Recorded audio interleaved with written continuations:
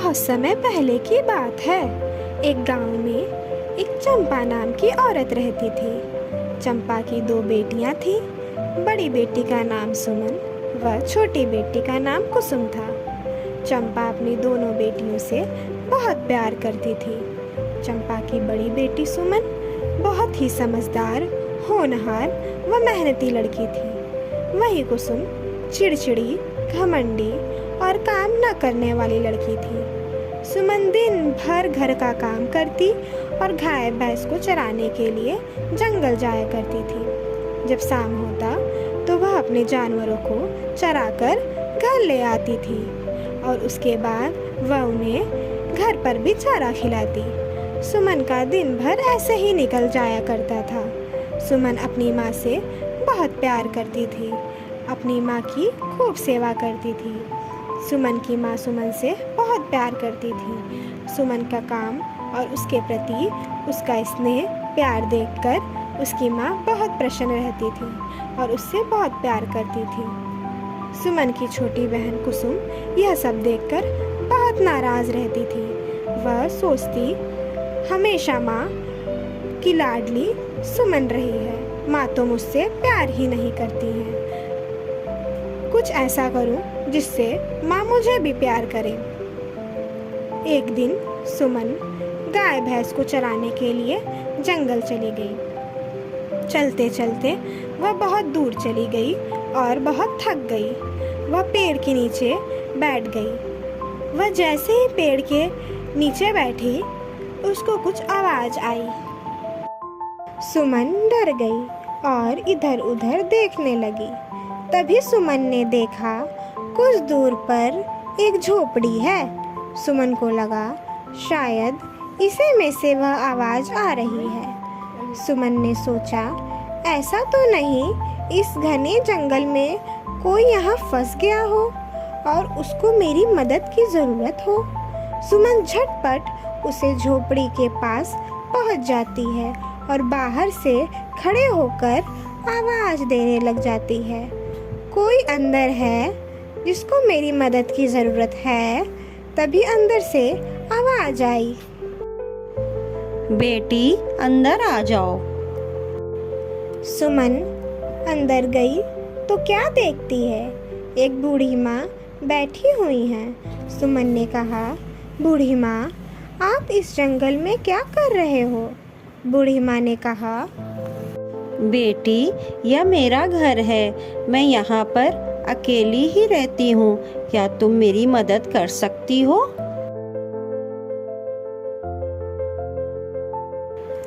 सुमन ने कहा, हाँ बूढ़ी माँ, मैं यह सारे काम कर दूंगी, झटपट करके आती हूँ। सुमन ने बहुत प्यार से सारे काम को ख़त्म किया और बूढ़ी माँ के लिए अच्छा सा खाना बनाकर उन्हें खाना खिलाया।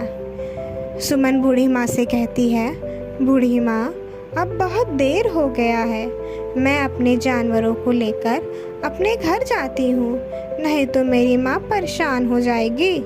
बूढ़ी माँ ने कहा, बेटा अगर तुम जा रही हो तो ठीक है, अंदर से एक घड़ा ले लो, वो मेरी तरफ से तुम्हारे लिए उपहार है।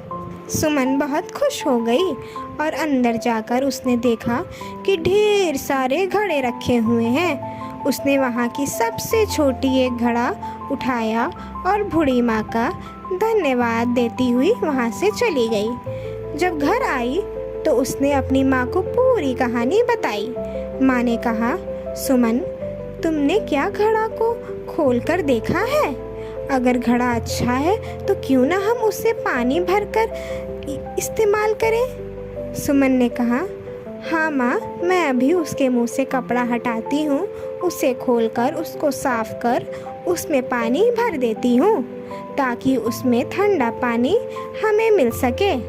जैसे ही सुमन घड़े के मुंह से कपड़ा हटाती है तो क्या देखती है कि घड़ा पूरा सोने की असरफी से भरा हुआ है।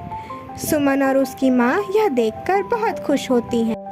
माँ ने कहा, अब हमारी गरीबी के दिन दूर हो गए, वही कुसुम सारी चीजें छुपकर देख रही थी और यह देखकर उसे बहुत गुस्सा आया कि अब तो माँ सुमन को और भी ज्यादा प्यार करेंगी। कुसुम दौड़कर अपनी बड़ी बहन के पास आई और कहने लगी, मुझे वह बूढ़ी औरत का पता बताओ, वह कहाँ रहती है, उससे एक घड़ा मैं भी लेके आऊंगी।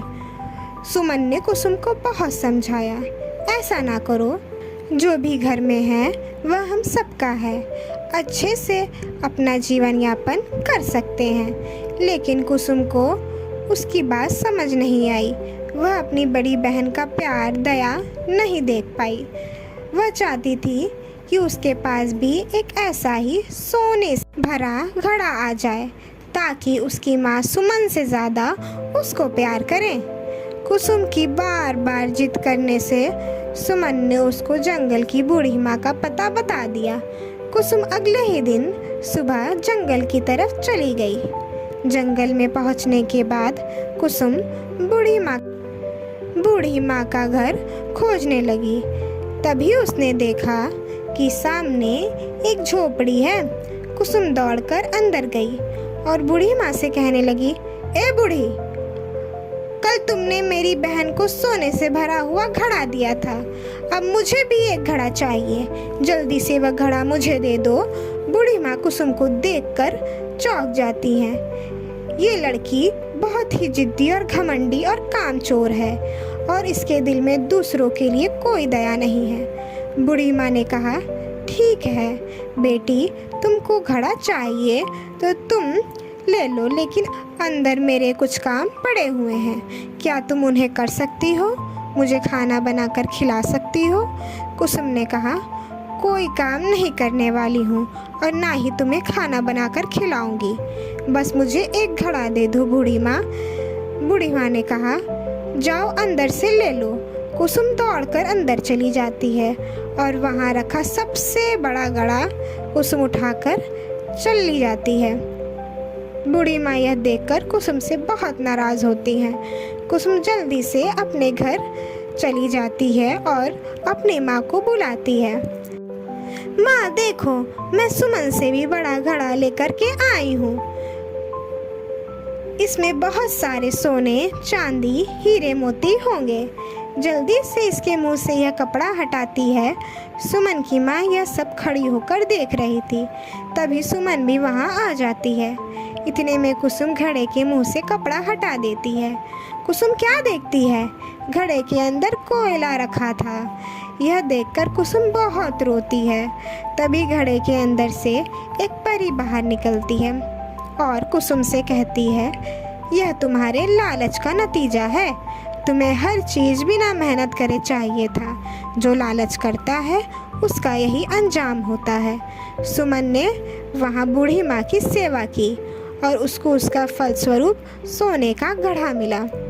तुमने बूढ़ी माँ की सेवा करने के बजाय उनसे बदतमीजी और क्रूरता से व्यवहार किया। तुमको उसका फल स्वरूप घड़ा मिला।